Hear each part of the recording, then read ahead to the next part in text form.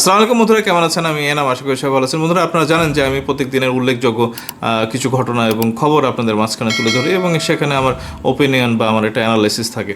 তো বন্ধুরা, আজকে বিটিআর হত্যাকাণ্ডের 17 বছর পূর্ণ হলো এবং 2009 সালের 25শে ফেব্রুয়ারি আজকের দিনেই এরকম একটা নারকীয় হত্যাকাণ্ড ঘটে এবং 57 জন সিনিয়র সেনা অফিসার আমরা হারাই আর কি। বন্ধুরা, এই 57 জন সেনা অফিসারের পাশাপাশি আরও 17 জন বেসামরিক লোক মারা যান। আমরা আজকের দিনে গভীরভাবে তাদেরকে শ্রদ্ধা ভরে তাদেরকে স্মরণ করি এবং সবার রুহের মাগফিরাত কামনা করি। আল্লাহ যেন তাদেরকে সবাইকে জান্নাতুল ফেরদৌসে রাখেন আর কি। তো আসেন আমরা আজকের ভিডিওটা শুরু করবো এবং আজকে এই ভিডিওর হত্যাকাণ্ডের পাশাপাশি আরও কিছু বাংলাদেশের খবর এবং গুরুত্বপূর্ণ কিছু খবর, দেশের এবং দেশের বাইরের কিছু টুকরো খবর আছে, সেগুলো নিয়ে আপনাদের মাঝখানে তুলে ধরবো। অবশ্যই আপনারা ভিডিওটা শেষ পর্যন্ত থাকবেন এবং প্রচুর লাইক করবেন, কমেন্ট করবেন এবং শেয়ার করে দেবেন। বন্ধুরা, আসেন আমরা ভিডিওটা শুরু করি।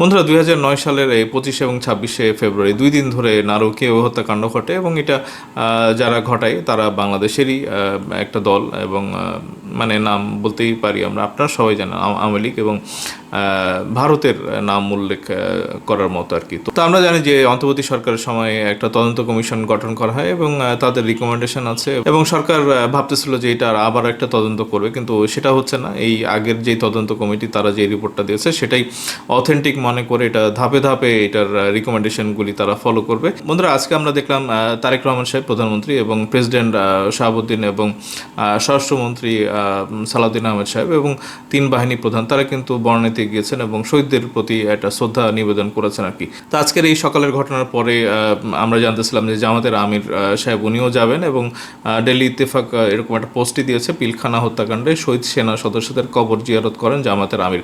ওনার সাথে একজন মহিলাও আছেন। তো এটা আমি জানি না যে ওই শহীদ মিনারে আবার তারা যে নারীদেরকে নিয়ে যায় না এখন সেটার অভাব পূরণ করলো কিনা, বাট এটা ভালো আর কি। এখানে আমরা দেখতেছি সাথে একজন নারীও আছেন আর কি। এটা শহীদ পরিবার নাকি জামাতের আমির সাহেবের কেউ, আমি জানি না, আপনারা কেউ জানলে একটু কমেন্টে জানাবেন। তো এখানে আমরা দেখতেছিলাম যে 23শে ফেব্রুয়ারি সালাউদ্দিন আহমেদ সাহেব বলতেছিলেন যে আর একটা তদন্ত কমিশন হবে এবং বিটিআর বিদ্রোহের ঘটনাটা আবার কী বলে তদন্ত করা হবে। তো সেটা হচ্ছে না। আজকেই উনি বলেছেন যে পিলখানা হত্যাকাণ্ডে নতুন করে কোনো তদন্ত কমিশন হবে না এবং ওই 70টা রিকমেন্ডেশন আছে তারা ধাপে ধাপে এটা পালন করবে আর কি। তো দেখেন এখানে জামাতের একটা পেজ আছে বাঁশের কেল্লা আর কি।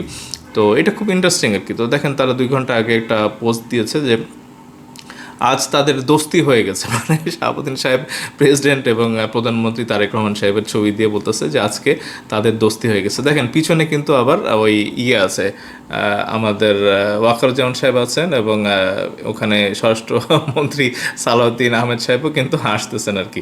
তো এখানে বাঁশের কেল্লা বলতেছে যে আজ তাদের দোস্তি হয়ে গেছে, কিন্তু আসলে কি দোস্তি হয়েছে প্রশ্নবোধক চিহ্ন, নাকি ভেতরে ভেতরে দ্রোহের সেই আগুন দাউ দাউ করে চলছে, মানে কনফিউজড আর কি। এখন তারেক রহমান সাহেবের যে আবার মাস্টার স্ট্রোক, একদিকে উনি প্রেসিডেন্টকেও হাতে রাখছেন, হয়তো ওনাকে রেখে দিবেন প্রেসিডেন্ট হিসাবে, মানে গড নোস এটা হইতেও পারে আর কি।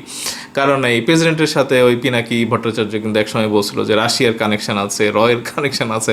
এখন তারেক রহমান সাহেবকে তো সবাইকে হাতে রাখতে হবে। তো এই প্রেসিডেন্টকে হাতে রেখে যদি রাশিয়াকে এবং ভারতকে ম্যানেজ করা যায়, খারাপ কি?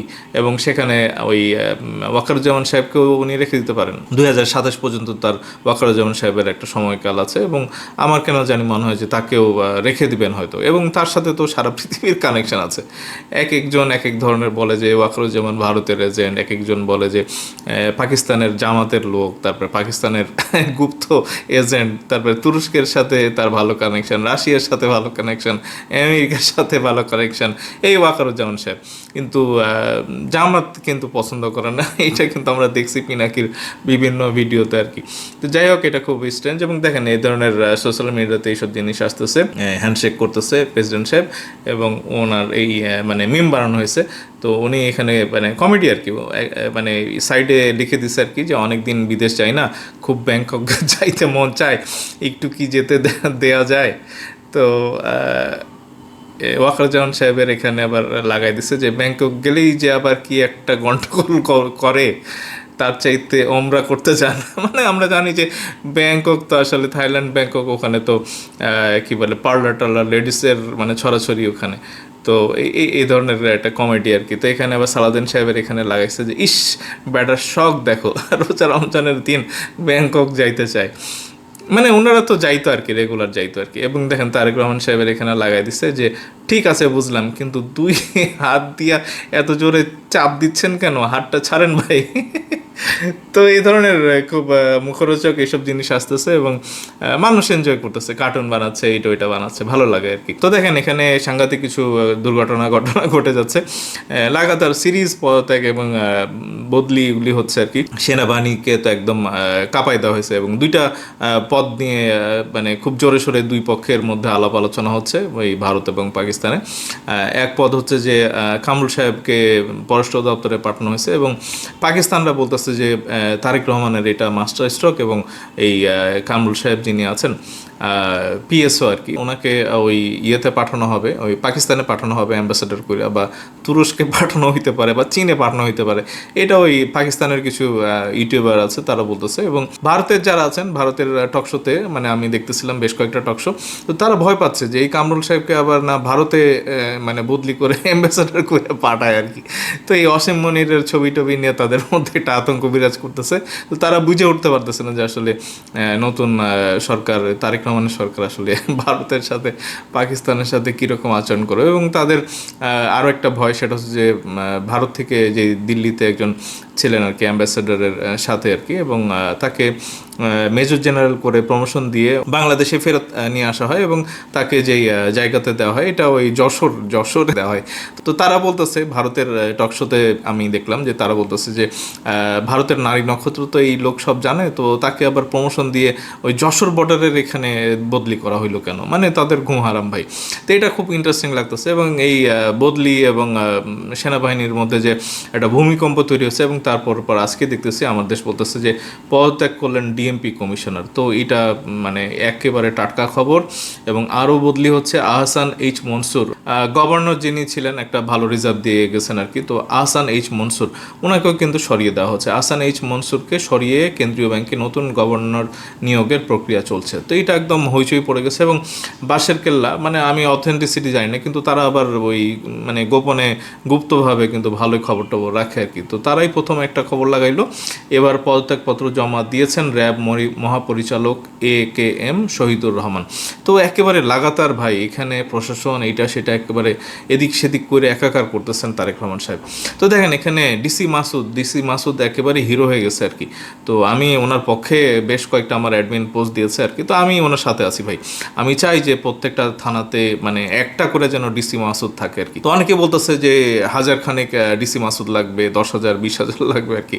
তো উনি কিন্তু এই ডিবি হারুন না আর কি, ডিবি হারুনের যে হাতে দাগ ছিল আর কি। তো উনি একেবারেই সাচ্চা একজন দেশপ্রেমিক মানুষ, আপনারা ওই ডিবি হারুনের সাথে ওনাকে কম্পেয়ার করেন না আর কি।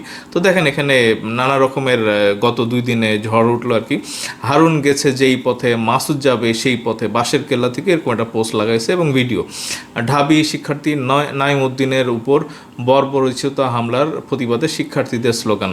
তো এখানে ওই শাহবাগের ছেলেপেলে যারা আছে, শাহবাগই বলে আর কি, আরেক পক্ষ আছে শিবির, এখন তারা আবার মিলে ঝুলে গেছে আর কি। তো তাদের উইংয়ের ভাই শেষ নাই, কে কখন মানে কাকে সাপোর্ট দেয়, আওয়ামী লীগ আছে, ছাত্রলীগ আছে, সব মিলে ঝুলে একাকার আর কি। ডিবি হারুনের সাথে তুলনা করা হচ্ছে কারণ ওই জিয়া উদ্যানে তার আগের দিন রাতে মানে পিটাইছে আর কি কিছু পুলিশ তাদের এক ছাত্রকে আর কি। তো যাই হোক, এই কারণে শাহবাগ থানাও ঘেরাও করছিল এবং পুলিশ কর্তৃক ঢাবি শিক্ষার্থীদের উপর হামলার প্রতিবাদে শাহবাগ থানার সামনে শিক্ষার্থীদের অবস্থান। তো এইগুলো ভাই দরকার নাই। আমরা আরও যেই খবর দেখলাম, প্রধানমন্ত্রীর হস্তক্ষেপে ঢাকায় অপহরণের 1 ঘন্টার মধ্যে স্কুল ছাত্র উদ্ধার। এবং একজন আসছে এসে তারেক রহমান সাহেবের কাছে বলছে যে আমার ছেলেকে হাইজ্যাক করে নিছে বা কিডন্যাপ করে নিছে। এবং উনি তড়িৎ উনি পুলিশের আইজিপিকেও ফোন করেন নাই বা কোনো কমিশনারকেও ফোন করেন নাই, স্বরাষ্ট্রমন্ত্রীকেও ফোন করেন নাই। উনি কারে ফোন করছে? ওই ডিসি মাসুদকে ফোন করছে এবং ডিসি মাসুদ আধা ঘন্টা 1 ঘন্টার মধ্যে ওনাকে উদ্ধার করে হাজির, মানে হিরো আর কি। অনেকে আবার এটাকে মানে মজা করতেছে, বলতেছে এটা ড্রামা, এটা সত্যি না, এটা স্ক্রিপ্ট দেখে নাটক করা হয়েছে, তো মানে হইতেও পারে, গড নোস। তো যাই হোক, আমরা তো এই ধরনের জিনিস দেখবোই আর কি, মানে আপনারা ওইদিকে আন্দোলন করবেন এবং আমরা দু একটা নাটক সিনেমা তো দেখতেই পারি। তো এইসব ছেলেদেরকে ধরা হয়েছিল তার আগের দিন এবং জিয়া উদ্যান এবং আরও অন্যান্য জায়গাতে। তো এই ছেলেটা কিন্তু ওই নেশাখোর আর কি, মানে গাঁজাড়ি আর কি, গাঁজা খায় এবং সে ধরা খাওয়ার পরে ওই ডিসি মাসুদকেই বলতেছে, ভাই আমি কিন্তু গাঁজা নাই, গাঁজা খাই না, আমার হাতে কিছু নাই, আমার পকেটে কিছু নাই, কিন্তু সে তার ফেসবুক পোস্টে ভাই এই গাঁজা খায় খেয়ে পোস্ট দেয় আর কি, এবং জামাতের আমিরকে দাদুটাকে, চিন্তা করছেন, মানে এও একটা গুপ্ত, তো ইনোসেন্ট আর কি। সে এমন করে বলছে যে না আমি কিছু না, আমি একদম এতিম, আমার কাছে গাঁজা টাজা কিছু নাই। এইটাই বলতেছে যে কারে বিশ্বাস করবেন বলেন, ইনোসেন্ট লুক দেখা বোঝার উপায় আছে, এই ছেলে পাতাখোর। তো এই ধরনের খবর আসছে এবং দেখেন এইরকম অডাসিটি তো ভালো না ভাই। এই সে আইসে এরকম একটা পুলিশের একজন ডিসি এবং মাসুদের সাথে এসে যতই তার হ্যাডম থাকুক আর কি, ছাত্র হোক আর যাই হোক, বেশি করলে আমি বলি যে ভাই ঢাকা ইউনিভার্সিটিতে এখন মাদ্রাসা হয়ে গেছে, এটার ওই কামরাঙ্গীর চরে পাঠায় দেন আর কি। মানে সেই মানে ঢাকা ইউনিভার্সিটি আগের, এই ঢাকা ইউনিভার্সিটি এখন আর নাই। কোথায় কোথায় রাস্তায় রাতে দিনে রাতে এর হয়রানি ওর হয়রানি, এবং ছেলেরা বেরোয় আসে, হুজুররা বেরোয় আসে, নারীরা বেরোয় আসে, ভাই এটা বিপদ।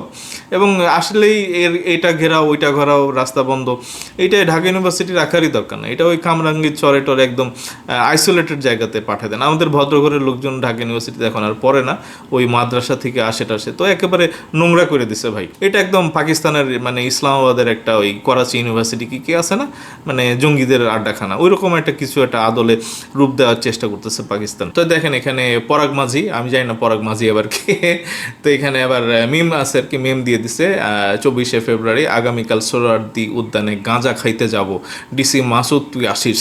চিন্তা করছেন এটা সত্যি না মিথ্যা জানি না ভাই, কিন্তু পোলাপাইন না আসলে এত দুষ্টু যে এগুলি কিন্তু সমানে শেয়ার করতেছে আর কি। তো দেখেন এখানে ডিফেন্সের কিছু ভালো খবর আছে এবং আমাদের স্বাধীনতা সার্বভৌমত্ব কিন্তু রক্ষা করতে হবে।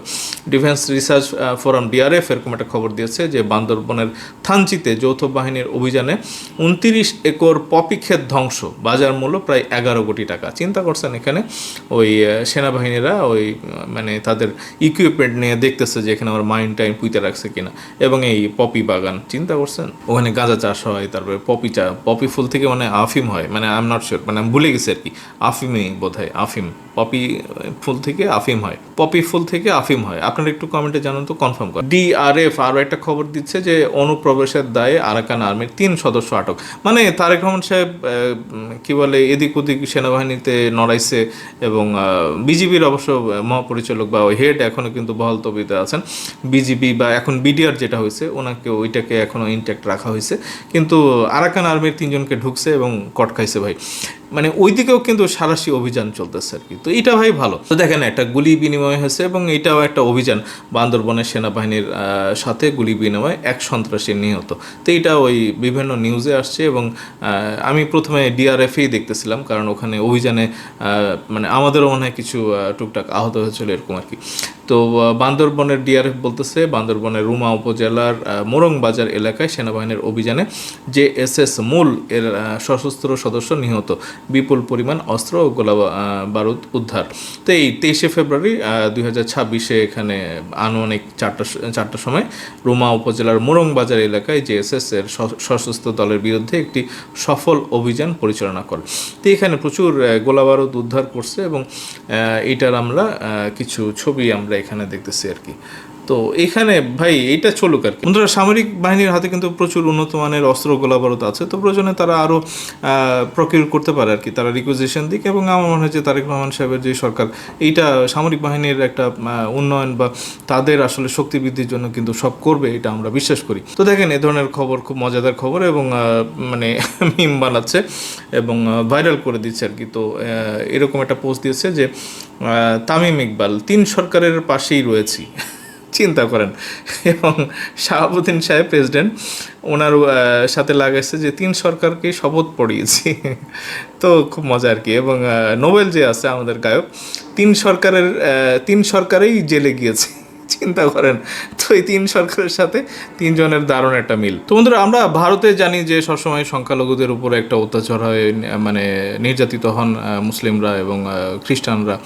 তো এরকম আসলে খবর দেখতে দেখতে কিন্তু আমরা মানে টায়ার্ড হয়ে গেছিলাম। তো দেখেন, এখানে ইন্ডিপেন্ডেন্ট টেলিভিশন, বাংলাদেশের একটা নিউজ মিডিয়া, তারা একটা ভালো খবর দিয়েছে। ভারতের বিশ্ববিদ্যালয়ে নামাজের সময় সহপাঠীদের নিরাপত্তা দিলেন হিন্দু শিক্ষার্থীরা। তো এইটা দেখে ভাই মানে জান শান্তি হয়ে গেছে আর কি। মানে এতদিন পরে একটা মনে হলো যে না, ভারতেও মনে হয় তাদের একটা উপলব্ধি বা একটা রিয়েলাইজেশন হচ্ছে। তো এরকম খবর আসা উচিত আর কি।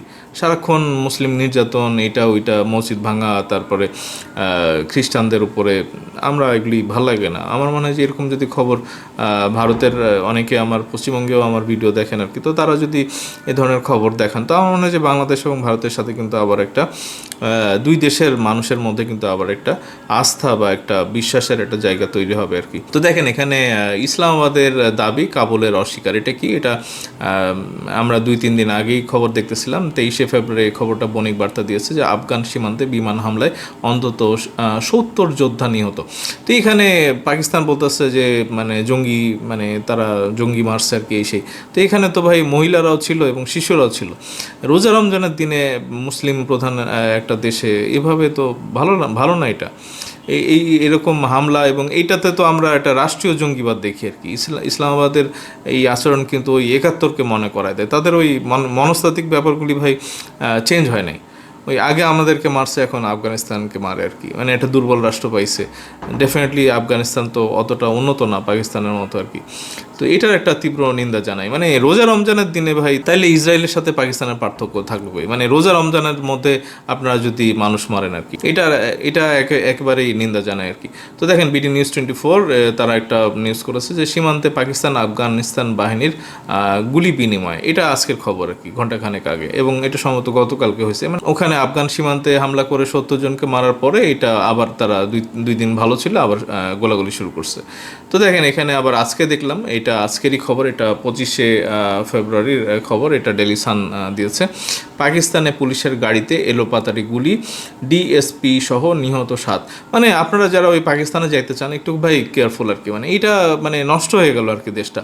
তারা মুখে যতই বলুক যে বাংলাদেশের সাথে আছে, এই আছে সেই আছে, ভাই তারা তাদের নিজের দেশের মধ্যেই শান্তি নেই। সকাল বিকাল মানে বিচ্ছিন্নতাবাদী, এত মানে তাদের জঙ্গিবাদ সৃষ্টি হয়েছে ভাই, তাদের দেশের লোকরা নিরাপদ না আর কি। তো এখন ওখানে যারা ট্যুরিজমের জন্য যান, একটু সাবধানে যাবেন, এবং আমার মনে হয় না যে পাকিস্তানটা অ্যাভয়েড করাটাই উচিত আর কি। খুব জরুরি কারণ ছাড়া পাকিস্তানে যাওয়া উচিত না। তো বন্ধুরা, আমি এই ভিডিওটা শেষ করবো তার আগে একটা খবর দিই। তো বাংলাদেশের জন্য এরকম একটা খবরই কিন্তু অনেক স্বস্তির ব্যাপার আর কি। তারেক রহমান সাহেবের আমলে আমরা দেখছি যে প্রেসিডেন্টও এখন প্রটোকল চাইরা ওই ট্রাফিক জ্যামে বসে থাকে, এবং ববি হাজ্জাজের মতো এমপিরা, মানে মন্ত্রী প্রতিমন্ত্রী যাই বলি, অফিস শেষে বাসায় ফিরছেন মেট্রো রেলে সাধারণ যাত্রীদের সাথে, প্রতিমন্ত্রী ববি হাজ্জাজ। তো এইটা ভাই সাবাস। তো বন্ধুরা, আমরা এই ছবি দেখে আশ্বস্ত হয়েছি, এবং এইসব খবর দেখে আমরা স্বস্তি পাই, এবং আমরা চাই যে এই সরকারটা দুর্নীতির বাইরে থাকবে, এবং দুর্নীতি, চাঁদাবাজি এগুলি কঠোর হাতে দমন করবে আর কি। তো অনেকেই বলতেছেন যে এই ধরনের ধারা যেন ভবিষ্যতে আমরা দেখি, এবং এটা যেন একটা কন্টিনিউ হয় আর কি। তো বন্ধুরা, আপনারা আপনাদের মতামত অবশ্যই কমেন্ট সেকশনে জানাবেন, এবং আমরা শুধু ক্রিটিসাইজ না করি, কিছু কিছু ভালো কাজকে আমরা যেন অ্যাপ্রিসিয়েট করি আর কি। তো বন্ধুরা, এখনকার মতো এটুকুই, খুব তাড়াতাড়ি ফিরবো, এবং যারা আমার চ্যানেল নতুন আছেন অবশ্যই চ্যানেলটা সাবস্ক্রাইব করতে বলবেন না, লাইক করবেন, কমেন্ট করবেন এবং শেয়ার করবেন। বন্ধুরা, খুব তাড়াতাড়ি দেখা হচ্ছে। ধন্যবাদ সবাইকে, আসসালামু আলাইকুম।